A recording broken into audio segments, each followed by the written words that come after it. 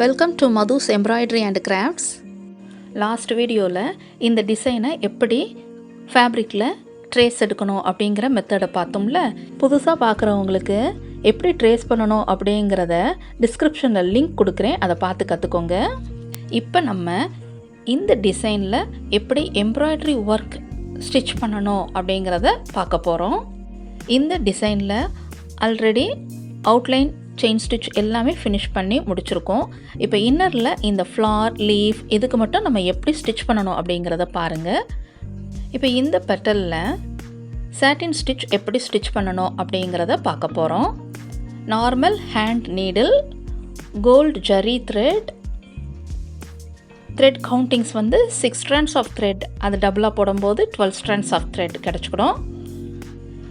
இந்த ஸ்டிச்சை வந்து கொஞ்சம் ஸ்லாண்டிங்காக ஸ்டிச் பண்ணிக்கிட்டோம்னா ரொம்ப அழகாக இருக்கும். பெட்டல் கொஞ்சம் பிக் சைஸாக இருக்கிறனால ஸ்லாண்டிங்காக ஸ்டிச் பண்ணிக்கிடணும்.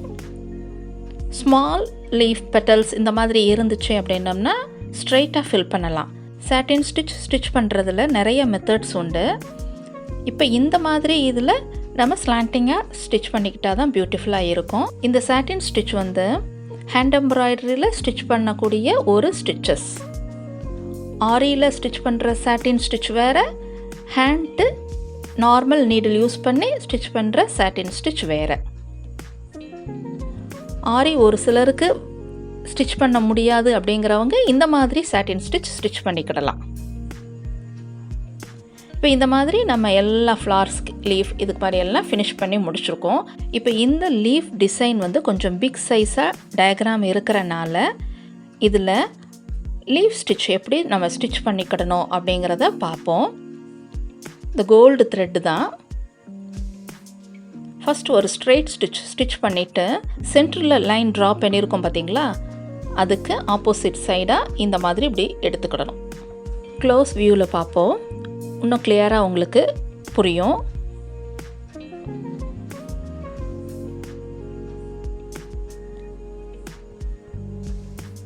இப்போ பாருங்கள், அந்த நீடில் வந்து எந்த சைடு எடுத்திருக்கோம் அப்படிங்கிறத மட்டும் கொஞ்சம் கவனிச்சுக்கோங்க. நீடில் எடுத்த சைடில் சென்டர் நம்ம ஒரு லைன் ட்ரா பண்ணியிருக்கோம் பாருங்கள், அதுக்கு ஆப்போசிட்டாக இந்த இடத்துல நம்ம ஸ்டிச் பண்ணிக்கிடணும். நெக்ஸ்ட் அதர் சைடில் டாப்பில் இந்த மாதிரி எடுத்துட்டு சென்டர் லைனுக்கு ஆப்போசிட் அதர் சைடு ஸ்டிச் பண்ணிக்கிடணும். இந்த மாதிரி மாறி மாறி நம்ம என்ன செஞ்சுக்கணும், ஸ்டிச் பண்ணிக்கிட்டோம் அப்படின்னோம்னா அந்த லீஃப் டயக்ராம் வந்து ஃபுல் கோல்டு த்ரெட்டில் லீஃப் ஸ்டிச் ஆயிரும். இந்த ஸ்டிச் பண்ணுறது ரொம்ப ஈஸி. ஃபினிஷ் பண்ணதுக்கப்புறம் ரொம்ப பியூட்டிஃபுல்லாகவும் இருக்கும். லீஃப் டிசைனுக்கு மட்டும்தான் இது ஸ்டிச் பண்ணணுங்கிறது இல்லை. ஃப்ளார் டிசைனில் பெட்டல்ஸ் இந்த மாதிரி இருந்துச்சுன்னா கூட நம்ம இந்த ஸ்டிச் யூஸ் பண்ணலாம். ரொம்ப பியூட்டிஃபுல்லாக இருக்கும். அவுட்லைன் செயின் ஸ்டிச் எல்லாம் ஸ்டிச் பண்ணதுக்கப்புறமா இந்த ஸ்டிச் வந்து இன்னரில் இப்படி ஸ்டிச் பண்ணுங்கள். அப்போ நமக்கு ஃபினிஷிங் வந்து நீட்டாகவும் இருக்கும். இந்த டிசைனில் கஸ்டமர் வந்து ஒன்லி த்ரெட் ஒர்க் மட்டும்தான் வேணும் அப்படின்னு கேட்டிருந்தாங்க. அதனால் நான் த்ரெட் ஒர்க் மட்டும்தான், only chain stitch and satin stitch இந்த மாதிரி ஸ்டிச்சஸ் தான் த்ரெட் ஒர்க்கில் யூஸ் பண்ணி ஸ்டிச் பண்ணுறேன். அவுட்லைன் செயின் ஸ்டிச் பண்ணுறதுக்கு பதிலாக நம்ம பீட் ஒர்க்கும் ஸ்டிச் பண்ணிக்கிடலாம். Sugar beads, cut beads, sequins இந்த மாதிரி எல்லாமே செயின் ஸ்டிச் பண்ணுறதுக்கு பதிலாக அதை ஸ்டிச் பண்ணிக்கிடலாம். அதுவும் ரொம்ப பியூட்டிஃபுல்லாக இருக்கும். இப்போ நான் சிங்கிள் செயின் மட்டும்தான் கொடுத்துருக்கேன்ல, டபுள் ரோ செயினும் ஸ்டிச் பண்ணிக்கிடலாம் அவுட்லைனில். இப்போ இந்த லீஃப் டிசைன் நம்ம ஃபினிஷ் பண்ணி முடிச்சிட்டோம். க்ளோஸ் வியூவில் பாருங்கள் எவ்வளோ பியூட்டிஃபுல்லாக இருக்குது அப்படிங்கிறத.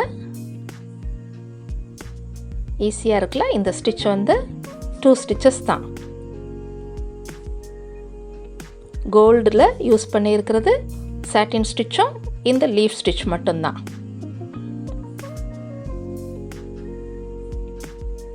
நெக்ஸ்ட் போலன்ஸுக்கு ஃப்ரெஞ்ச் நாட் ஸ்டிச் பண்ண போகிறோம். ஃப்ரெஞ்ச் நாட் நான் ஆல்ரெடி நிறைய இதெல்லாம் உங்களுக்கு சொல்லி கொடுத்துருக்கேன். போலன்ஸ் ஸ்டிச் பண்ணணும் அப்படின்னம்னாவே ஃப்ரெஞ்ச் நாட்டு தான், அதுதான் பியூட்டிஃபுல்லாக இருக்கும். இந்த ஃப்ரெஞ்ச் நாட்டுக்கு மட்டும் ப்ளவுஸ் மெட்டீரியல் என்ன கலரில் இருக்கோ அந்த கலர்லேயே மேட்சிங்காக சில்க் த்ரெட் எடுத்துகிட்டு ஃப்ரெஞ்ச் நாட் ஸ்டிச் பண்ணிக்கிடணும். ஃபுல் கோல்டாக வந்துச்சுன்னா ஹைலைட் ஆகாது. அதனால் இது நல்லா ஹைலைட் பண்ணி காமிக்கணும் அப்படிங்கிறதுனால தான் சில்க் த்ரெட்டு ஆப்போசிட் கலரில் எடுத்துக்கிடணும். ப்ளவுஸ் மெட்டீரியலுக்கு மேட்சிங்காக. ஃப்ரெஞ்ச் நாட்டுக்கு 6 ஸ்ட்ராண்ட்ஸ் ஆஃப் த்ரெட் எடுத்துகிட்டு அது டபுளாக போட்டோம்னா 12 ஸ்ட்ராண்ட்ஸ் ஆஃப் த்ரெட். இந்த மாதிரி நம்ம ஃப்ரெஞ்ச் நாட் ஸ்டிச் பண்ணி முடிச்சுக்கிடணும்.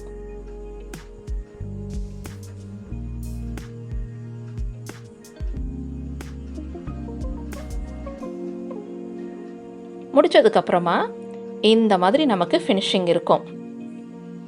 ஸ்லீவுக்கு மட்டும்தான் இந்த design. So only gold thread மட்டும்தான் யூஸ் பண்ணி ஃப்ரெஞ்ச் நாட் வந்து ப்ளவுஸ் மெட்டீரியலுக்கு மேட்சிங்காக எடுத்து ஸ்டிச் பண்ணி முடிச்சிட்டோம். பியூட்டிஃபுல்லாக இருக்குல்ல? இப்போ இந்த டிசைன் எப்படி சாரியோட ஸ்லீவ் இருக்குங்கிறத பார்ப்போமா? இந்த மாதிரி இருக்கும். இது ஜஸ்ட்டு ஒரு அரேஞ்ச் பண்ணி மட்டும்தான் உங்களுக்கு இப்போ காமிச்சிருக்கேன். சாரி பாருங்கள், இந்த மாதிரி சேம் டிசைன். இந்த டிசைனை தான் நம்ம ஸ்லீவில் ஒர்க் பண்ணி முடிச்சிருக்கோம். ஸ்லீவ் இந்த மாதிரி இருக்கும். இந்த வீடியோ உங்களுக்கு யூஸ்ஃபுல்லாக இருந்திருக்கும். இது வரைக்கும் மதுஸ் எம்ப்ராய்டரி அண்ட் கிராஃப்ட்ஸுக்கு சப்ஸ்கிரைப் பண்ணாதவங்க சப்ஸ்கிரைப் பண்ணிக்கோங்க. Thanks for watching.